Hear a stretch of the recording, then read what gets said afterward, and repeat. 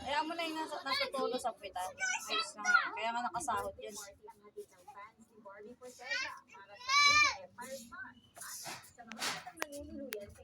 Taas mo para makitang malaki.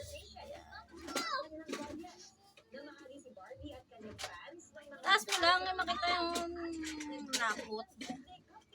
Okay, taas mo pa. Yan. Up. Yan. Ano pa guys, ang lapot. Kasi hindi siya masyadong puno pa.